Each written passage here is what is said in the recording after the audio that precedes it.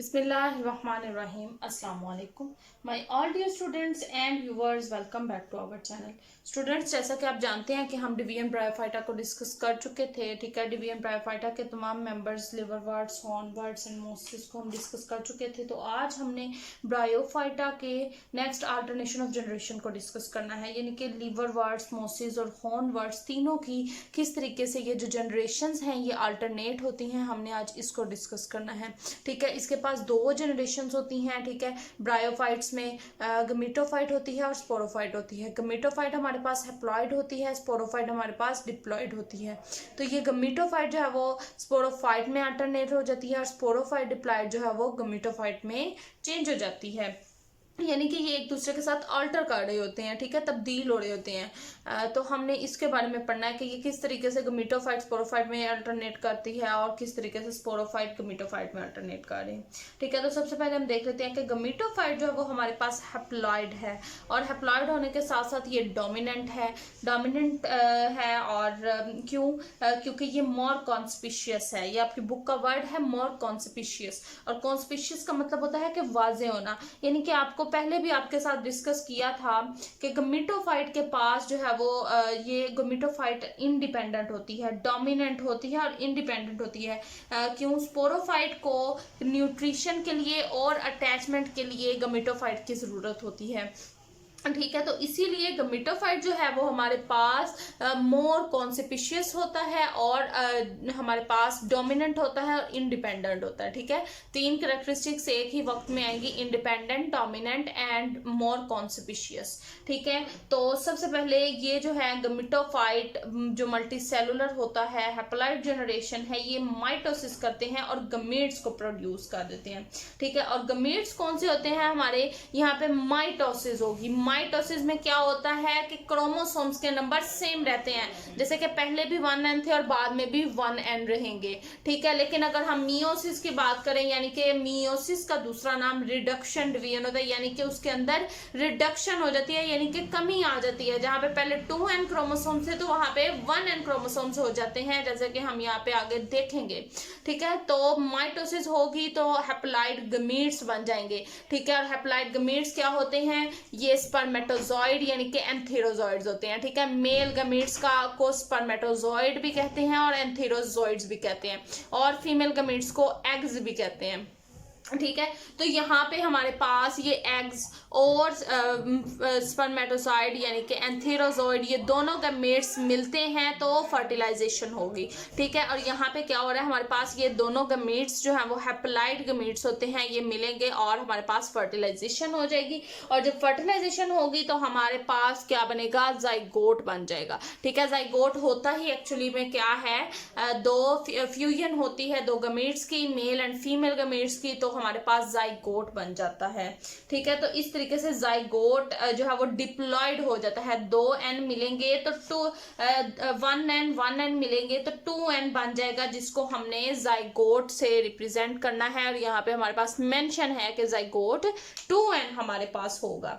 ठीक है, और यहाँ पे ये क्या होता है, अगर हम देखें तो गमीटोफाइट, यहाँ पे हमारे पास गमीटोफाइट में हमने बात की कि ये जाइगोट में चेंज हो रहा है।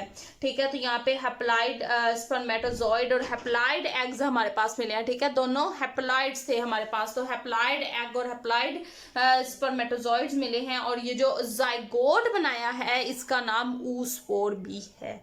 ठीक है, इनके इसको ऊस्पोर कहेंगे जो कि डिप्लॉइड है।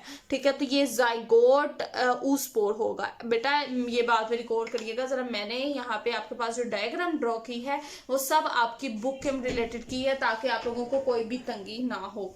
ठीक है, तो यहाँ पे जाइगोट जो है वो ऊस्पोर बना है, 2n बना है। ठीक है, अब जाइगोट जो है वो डायरेक्टली स्पोरो गमीटोफाइट में कन्वर्ट नहीं होगा। ठीक है, ये गमीटोफाइट में नेक्स्ट कन्वर्ट नहीं होगा, बल्कि ये पहले हमारे पास एक डिफरेंट जनरेशन को प्रोड्यूस कर देगा, जिसको हमने स्पोरोफाइट का नाम दिया है। ठीक है, तो यहाँ से अब क्या बन जाएगी, हमारे पास स्पोरोफाइट बन जाएगी। तो जाइगोट जिसने जो गमीटोफाइट से बना था वो अब गमीटोफाइट में ही बल्कि चेंज नहीं होगा, बल्कि ये स्पोरोफाइट यानी मल्टीसेलुलर डिप्लॉइड जनरेशन के अंदर ट्रांसफर होगा। ठीक है, होपफुली यहाँ तक क्लियर होगा। अब यहाँ पे नेक्स्ट देखते हैं स्पोरोफाइट। आपको पता ही है कि ये डिपेंडेंट है ऑन गमीटोफाइट और ये नॉन डोमिनेंट है, रिसेसिव है। ठीक है, ये डोमिनेंट नहीं है बल्कि गमीटोफाइट डोमिनेंट है। और उसके साथ साथ ये लेस कॉन्स्पिशियस है। लेस कॉन्स्पिशियस का मतलब मैंने आपको आगे बता दिया, यानी कि गैर वाजे है। ये फुटसीटा कैप्सूल में डिवाइडेड होती है और इसको न्यूट्रिशन और अटैचमेंट के लिए गमीटोफाइट की जरूरत होती है। तो ये पॉइंट्स हैं ये स्पोरोफाइट के बारे में जो कि आप लोगों को याद रखने हैं।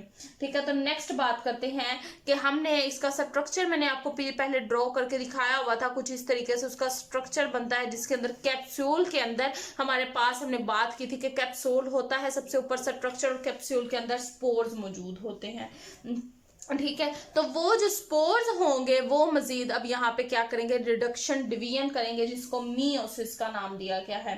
ठीक है, और ये मियोसिस करेंगे from the spore mother cells. ठीक है, यानी कि यहाँ पे जो स्पोर मदर सेल्स है यानी कि कैप्सूल है, वहां से ये स्पोर्स निकलेंगे और हमारे पास क्या करेंगे, मियोसिस करेंगे। ठीक है, और यहाँ पे मियोसिस हमारे पास करेंगे और मियोसिस से हमारे पास क्या होगा, नेक्स्ट हमारे पास हैप्लॉइड गमीट्स बन जाएंगे। अब देखिए जरा, मियोसिस के वर्ड देखा हमने, मियोसिस का मतलब था रिडक्शन डिवीजन।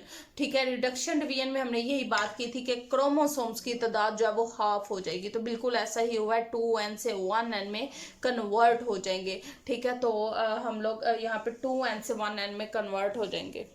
हमारे पास यहाँ पे स्पोर मदर सेल्स जो है वो स्पोर्स बना देती हैं। ठीक है, इसीलिए इनको स्पोर प्रोड्यूसिंग जनरेशन भी कहते हैं।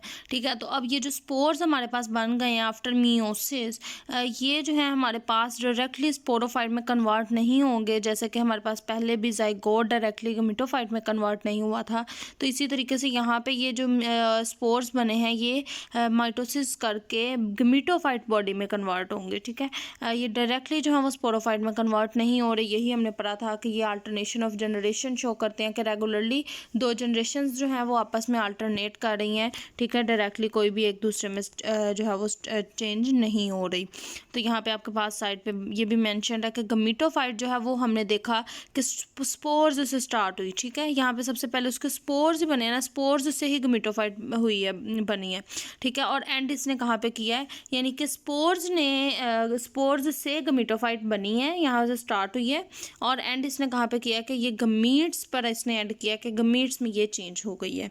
ठीक है, तो इसी तरीके से अगर बात करें स्पोरोफाइट की तो इट स्टार्ट्स फ्रॉम ऊस्पोर, और ऊस्पोर ज़ाइगोट को कहा गया था। ठीक है, तो ज़ाइगोट से स्टार्ट हुई है, ऊस्पोर से स्टार्ट हुई है और एंड हुई है एट स्पोर मदर सेल, यानी कि स्पोर मदर सेल पे एंड हो गई और नेक्स्ट जो है वहाँ से स्पोर्स बन गए हैं हमारे पास। ठीक है, तो ये था हमारा अल्टरनेशन ऑफ जनरेशन का टॉपिक। इसकी थोड़ी सी सिग्निफिकेंस डिस्कस कर लेते हैं। जैसे कि हमने देखा कि यहाँ पे मियोसिस हो रही है, रिडक्शन डिवीजन हो रही है, तो उसके अंदर रिशफलिंग होती है जीन्स की। ठीक है, यानी कि जीन्स जो है वो शफल कर रहे होते हैं, जो कि बेटर जीन्स होते हैं वो नेक्स्ट में मूव हो जाते हैं, जो कि इतने अच्छे नहीं होते। ठीक है, उनके अंदर कोई लेस एडवांटेजेस होते हैं, यानी कि कोई डिसएडवांटेज होगा तो वो जो है वो एलिमिनेट हो जाते हैं। ठीक है, तो new genetic makeup, different genetic makeup जो है वो प्रोड्यूस होता है, वैरायटी आ जाती है इसके अंदर। ठीक है, उसके अलावा वैरायटी की वजह से जो हमारे पास इन्वायरमेंट में सर्वाइव करने के चांसेस होते हैं वो इंक्रीज़ हो जाते हैं। ठीक है, और गमीटोफाइट में हमने देखा कि जो हमारे पास यहाँ पे माइटोसिस कर रहा होता है तो उसके अंदर हमारे पास रिशफलिंग नहीं होती। ठीक है, बल्कि ये रिशफलिंग जाकर उस स्पोर जहाँ पे मियोसिस होती है, उस स्पोर के बाद स्पोरोफाइट बनने के बाद जब मियोसिस हो रही होती है तो तब रिशफलिंग होती है और तब ही जेनेटिक मटेरियल हमारे पास न्यू बनता है। तो न्यू स्पोरोफाइट जो है वो मेचोरिटी पे आके डिफरेंट जेनेटिक रिकम्बिनेशंस दे रहा है। ठीक है, आफ्टर मियोसिस स्पोरोफाइट जो है वो हमारे पास हैप्लॉइड स्पोर्स दे रहे हैं, तो न्यू जेनेटिक मेकअप हमारे पास बन जाता है। तो इसी तरीके से ये जो स्पोरोफाइट होते हैं हमारे पास large amount of genetic variability दे देते हैं। ठीक है, बाय मियोसिस। ठीक है, इसी तरीके से नेचर जो है वो बेस्ट सिलेक्शन करती है जेनेटिक कम्बिनेशंस की। तो जो बेस्ट होता है जेनेटिक कॉम्बिनेशन वो नेक्स्ट जनरेशन में मूव हो जाता है। इसी तरीके से बार बार जहाँ पे मियोसिस हो रही है, ठीक है। मियोसिस सिर्फ एक जगह पे यहाँ पे हो रही है जो कि हमारे पास स्पोरोफाइट कर रहा है और स्पोर्स बना रहा है, तो वहीं पे ही हमारे पास न्यू जेनेटिक मेकअप हो जाता है प्रोड्यूस, और जो कि हमारे लिए बहुत ज़्यादा बेनिफिशियल होता है और इन्वायरमेंट में सर्वाइव करने के लिए न्यू जेनेटिक मेकअप आ जाता है, तो इसके लिए हेल्पफुल होता है। तो ये significance of alternation of generation जो है ये शॉर्ट क्वेश्चंस में मेजरली पूछा जाता है। ठीक है, तो आपने इसमें मेन यही बातें बतानी है। जेनेटिक मेकअप होता है, ठीक है, ग्रेट वैरायटी आ जाती है, chances for survival environment increase हो जाते हैं, और gametophyte with less advantages characteristics will be eliminated. तो ये कुछ चंद एक पॉइंट्स हैं, ये आप लोगों ने नोट डाउन कर लेने हैं। इसके अलावा फिर भी अगर कोई इशू हुआ तो बता दीजिएगा, इंशाल्लाह ज़वजल पहले की तरह आपका वो भी जो है प्रॉब्लम उसको सॉल्व कर दिया जाएगा। आज के लिए बस इतना ही, मिलते हैं किसी नेक्स्ट अच्छी वीडियो के साथ, तब तक फ़ी अमानिल्लाह।